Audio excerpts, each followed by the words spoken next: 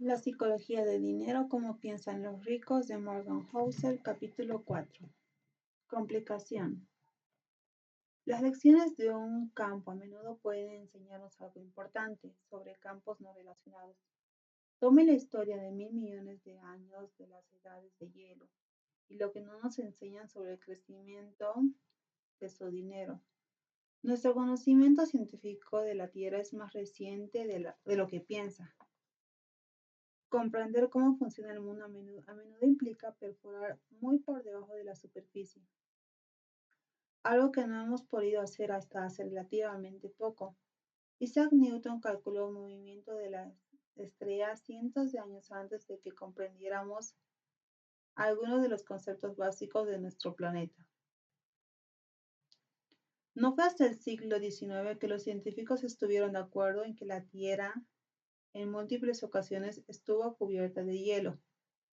Había demasiada evidencia para argumentar lo contrario. En todo el mundo se encontraron huellas dactilares de un mundo previamente congelado, enormes rocas esparcidas en lugares aleatorios, hechos de rocas raspados hasta formar capas delgadas. La evidencia quedó clara de que no había habido una edad de hielo, sino 5 distintas que pudimos medir. La cantidad de la cantidad de energía necesaria para congelar el planeta, derretirlo de nuevo y congelarlo una vez más es asombrosa. ¿Qué demonios? Literalmente podría estar causando estos ciclos. Debe ser la fuerza más poderosa de nuestro planeta. ¿Y qué fue? Simplemente no de la forma que nadie esperaba. Había muchas teorías sobre qué ocurrieron las edades de hielo. Para explicar su enorme influencia geológica, las teorías eran igualmente grandiosas. Se pensaba que el levantamiento de las cadenas montañosas podrían haber cambiado los vientos de la Tierra lo suficiente como para alterar el clima. Otros favorecieron la idea de que el hielo era el estado natural, interrumpido por erupciones volcánicas masivas que nos calentaron. Pero ninguna de esas teorías podrían explicar el hielo de las edades de hielo. El crecimiento de cadenas montañosas o algún volcán masivo que puede explicar una era de hielo. No podía explicar la repetición cíclica de 5. A principios de la década de 1900, un científico serbio llamado Milutin Milankovic estudió la posición de la Tierra en relación con otros planetas y propuso la teoría de las edades de hielo que ahora sabemos que es precisa. La atracción gravitacional del Sol y la Luna afecta suavemente el movimiento y la inclinación de la Tierra hacia el Sol. Durante partes de este ciclo puede durar decenas de miles de años. Cada hemisferio de la Tierra recibe un poco más o un poco menos de radiación solar de lo que están acostumbrados. Y ahí es donde comienza la diversión. La teoría de Milankovic asumió inicialmente que la inclinación de los hemisferios de la Tierra provocó inviernos voraces lo suficientemente fríos como para convertir el planeta en hielo. Pero un meteorólogo ruso llamado Vladimir Koppen profundizó en el trabajo de Milankovic y descubrió una matiz fascinante. Los veranos moderadamente frescos, no los inviernos fríos, fueron los gélicos culpables. Comienza cuando un verano nunca se vuelve lo suficientemente cálido como para derretir la nieve del invierno anterior. La base de hielo sobrante hace que sea más fácil que la nieve se acumule el invierno siguiente, lo que aumenta la probabilidad de que la nieve se quede en el verano siguiente, lo que atrae aún más acumulación el invierno siguiente. La nieve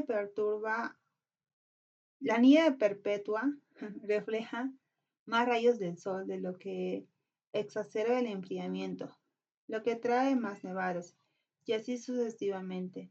En unos pocos cientos de años, una capa de nieve estacional se convierte en una capa de hielo continental y ya está listo para las carreras. Lo mismo sucede al revés, una inclinación orbital que deja de- entrar más luz solar derrite más capa de nieve invernal, que refleja menos luz los años siguientes, lo que aumenta la temperatura, lo que evita más nieve al año siguiente, y así sucesivamente. Ese es el ciclo. Lo sorprendente aquí es lo grande que puede crecer algo a partir de un cambio relativamente pequeño en las condiciones. Empiezas con una fina capa de nieve que queda de un verano fresco en el que nadie debería pensar en nada, y luego en un abrir y cerrar de ojos geológico, toda la Tierra está cubierta de hielo de kilómetros de espesor. Como dijo la glacióloga Helen Schutt, no es necesariamente la cantidad de nieve lo que provoca las capas de hielo, sino el hecho de que la nieve, por pequeña que sea, dura la gran sino por el hecho de que la nieve, por pequeña que sea, dura. ¿No? La gran conclusión de las ciudades de hielo es que no se necesita una fuerza tremenda para crear resultados tremendos.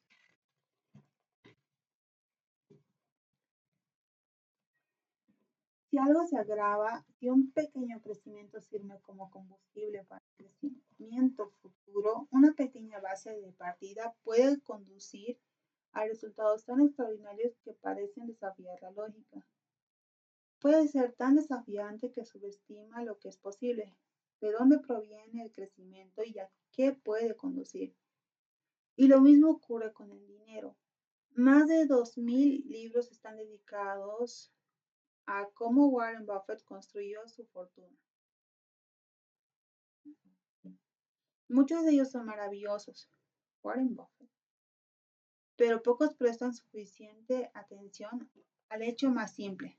La fortuna de Buffett no se debe solo a ser un buen inversionista, sino a ser un buen inversionista desde que era literalmente un niño. Mientras escribo esto, el patrimonio neto de Warren Buffett es de 84.5 mil millones de dólares. De esos 84.2 mil millones se acumularon después de sus cumpleaños 50.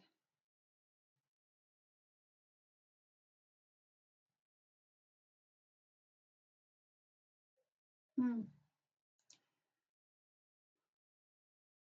ah. 81.5 mil millones llegaron después de que calificó para el Seguro Social. A mediados de los 60, Warren Buffett es un inversor fenomenal, pero se pierde un punto clave si atribuye todo su éxito a la perspicacia para invertir. La verdadera clave de su éxito es que ha sido un inversor fenomenal durante 3/4 de siglo. Si hubiera comenzado a invertir a los 30 y se hubiera jubilado a los 60, pocas personas habrían oído hablar de él. Considero un pequeño experimento mental. Buffett comenzó a invertir en serio cuando tenía 10 años. Para cuando tenía 30, tenía un patrimonio neto de 1 millón o 9.3 millones ajustados por inflación. ¿Qué pasaría si fuera una persona más normal? Pasará su adolescencia y sus 20 explorando el mundo y encontrando su pasión. Y a los 30 su patrimonio neto era, digamos, 25 mil dólares. Digamos que todavía obtuvo los extraordinarios retornos de inversión anual que ha podido generar, 22% anual, pero dejó de invertir y se retiró a los 60 para jugar golf y pasar tiempo con sus nietos. Mm, ¿Cuál sería una estimación aproximada de su patrimonio neto hoy? No 84.5 mil millones, 11.9 millones, 99.9 menos que su patrimonio neto real. Ujú. Efectivamente, todo el éxito financiero de Warren Buffett puede estar vinculado a la base financiera que construyó en sus años de pubertad y a la longevidad que mantuvo en sus años geriátricos. Su habilidad es invertir, pero su secreto es el tiempo. Así es como funciona la composición. Piensa en esto de otra manera. Buffett es el inversor más rico de todos los tiempos, pero en realidad no es el mejor, a menos no cuando se mide por los rendimientos anuales promedios. Gene Simons, director del fondo de cobertura Renaissance Technology, ha compuesto dinero al 66% anual desde 1988. Nadie se acerca a este récord como acabamos de ver. Buffett se ha compuesto en aproximadamente un 22% anual, un tercio más. El patrimonio neto de Simons, mientras escribo, es de 21 mil millones de dólares. Él es, y sé lo ridículo que suena esto, dado los números con los que estamos tratando, un 75% menos rico que Buffett. ¿Por qué la diferencia? Si Simons es el mejor inversor, porque Simons no encontró la inversión hasta los 50 años. Ha tenido menos de la mitad del tiempo para componer que Buffett.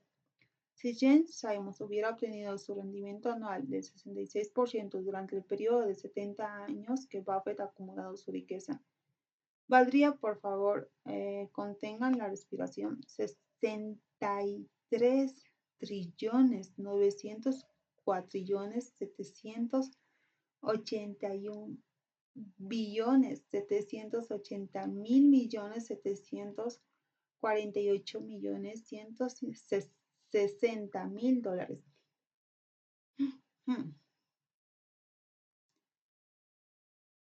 Wow. Esos son números ridículos y poco prácticos.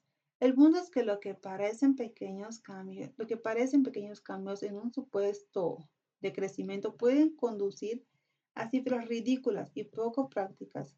Y así, cuando estudiamos por qué algo llegó a ser tan poderoso como lo ha sido, porque se formó una edad de hielo o porque Warren Buffett es tan rico. A menudo pasamos por alto los factores de clave del éxito. He escuchado a muchas personas decir que la primera vez que vieron una tabla de interés compuesto o una de esas historias sobre cuánto más tendría para la jubilación, sí comenzará a orar entre los 20 y los 30. Cambió su vida, pero probablemente no lo fue así. Lo que probablemente hizo fue sorprenderlos porque los resultados intuitivamente no parecían correctos. Si te pido que calcules 8 más 8 más 8 más 8 más 8 más 8 más 8 más 8 en tu cabeza, puedes hacerlo en unos segundos, son 72. Si le pido que calcule 8 por 8 por 8 por 8 por 8 por 8 por 8 por 8, su cabeza explotará. Es 134.217.728. IBM fabricó un disco duro de 3.5 megabytes en la década de 1950. En la década de 1960 las cosas se estaban moviendo a unas pocas docenas de megabytes. En la década de los 70 la unidad Winchester de IBM tenía 70 megabytes. Luego las unidades se volvieron exponencialmente más pequeñas con más almacenamiento. Una PC típica a principios de la década de 1990 tenía entre 200 y 500 megabytes. Y luego SAS. Las cosas explotaron.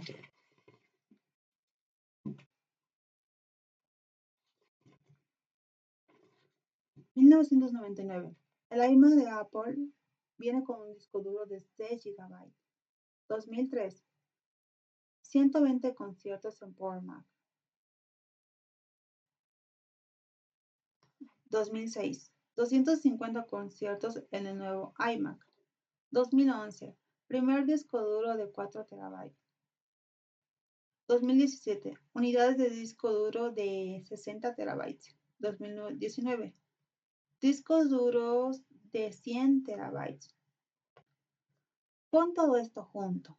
De 1950 a 1990 ganamos 296 megabytes. De 1990 hasta hoy ganamos 100 millones de megabytes. Si fue un optimista tecnológico en la década de 1950, es posible que haya predicho que el almacenamiento práctico sería de 1000 veces más grande, tal vez 10.000 veces más grande, si estuviera balanceándose hacia las valles. Pocos hubieran dicho 30 millones de veces más grande en mi vida, pero eso es lo que pasó. La naturaleza contradictoria de la capitalización hace que incluso los más inteligentes de nosotros pasen por alto su poder. En 2004, Bill Gates criticó el nuevo Gmail, preguntándose por qué alguien necesitaría 1 GB de almacenamiento. El autor Steven Levy escribió: a pesar de su moneda con tecnologías de vanguardia, su mentalidad estaba anclada en el viejo paradigma de que el almacenamiento es una mercancía que debe conservarse.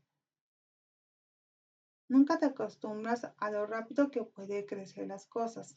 El peligro aquí es que cuando la capitalización no es intuitiva, a menudo ignoramos su potencial y nos enfocamos en resolver problemas por otros medios.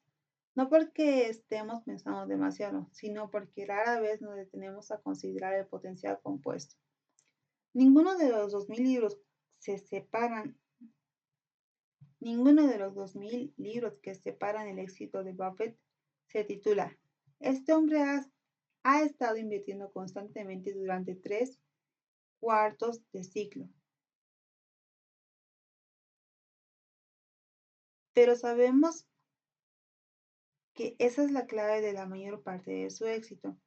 Es difícil entender esas matemáticas porque no son intuitivas. Hay libros sobre ciclos económicos, estrategias comerciales y apuestas sectoriales, pero el libro más poderoso e importante debería llamarse Cállate y espera. Esa es solo una página con un gráfico de crecimiento económico a largo plazo. La conclusión práctica es que lo contrario a la intuición de la capitalización puede ser responsable de la mayoría de las operaciones decepcionantes, las malas estrategias y los intentos de inversión exitosos. No se puede culpar a las personas por dedicar todo su esfuerzo en lo que aprenden y hacen. Para tratar de obtener los mayores retornos de inversión, intuitivamente parece la mejor manera de hacerse rico. Pero una inversión no se trata necesariamente de obtener los rendimientos más altos, porque los rendimientos más altos tienden a ser éxitos únicos que no se pueden repetir.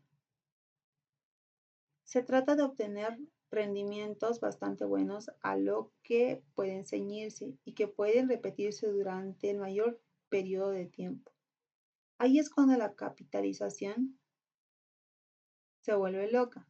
Lo opuesto a esto, obtener grandes ganancias que no se pueden mantener, conduce a algunas historias trágicas. Necesitaremos el próximo capítulo para contárselo.